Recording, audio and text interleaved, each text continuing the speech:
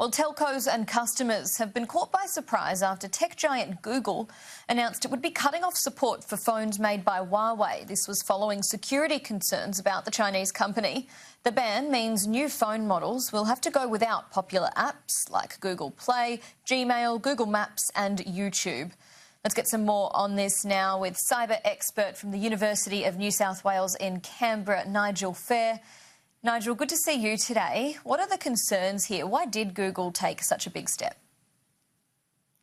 Yeah, hi Stacey. It's a really interesting one. So we've had in the last couple of days President Trump giving an executive order utilising national security as an emergency grounds. He used this to stop the technology transfer by US companies with, well, he didn't mention Chinese companies, but let's just say Chinese companies. And so now we've had an announcement from Google and their parent Alphabet saying that because of this executive order, they're no longer able to support their Android operating system that is used in many devices, including those by Huawei and ZTE.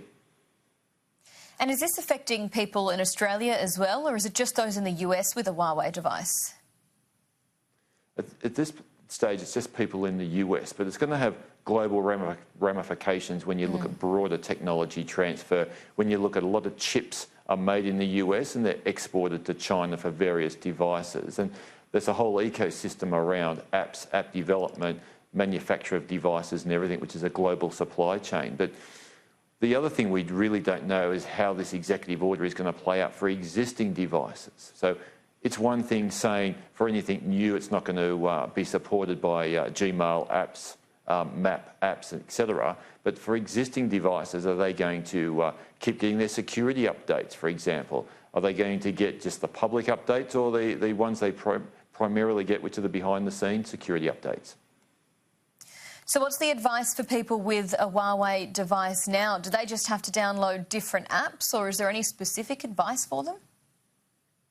Look, it's an interesting one. So the best piece of advice for anyone with any device is always keep their apps up to date. That includes Huawei devices as well. And what Huawei do out of this is be an interesting thing, because the US have got to, within 150 days, make a determination how this will be implemented. So there is some time.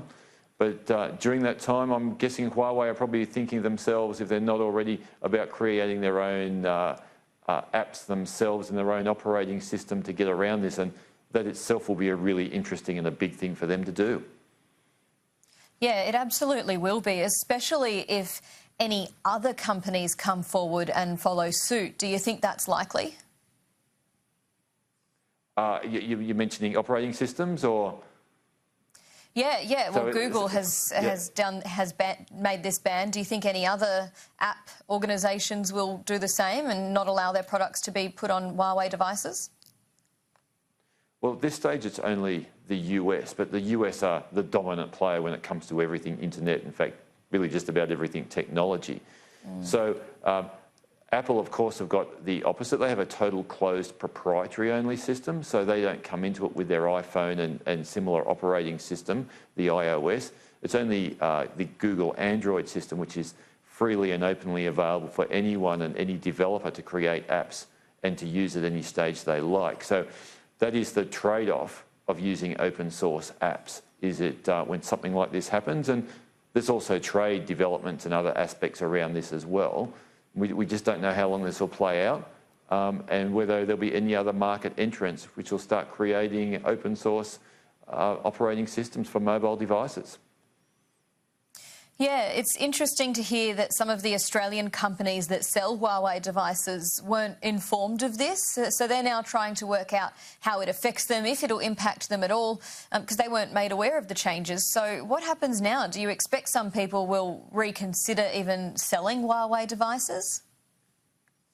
I think that's going to be a logical extension, because when you haven't got certainty in the market, you're better off kind of doing nothing in that respect. So until it comes out exactly what it means out of the US, what it means for the operators, and even Google's public statements so far are quite sitting on the fence, because they probably still don't know the ramifications of what this means, of how much they can support, in this case, the Huawei devices or not, whether they can have apps only for them on their app stores or not, whether it can be put into a separate sandbox or not. And there's lots of little intricacies that come out of that.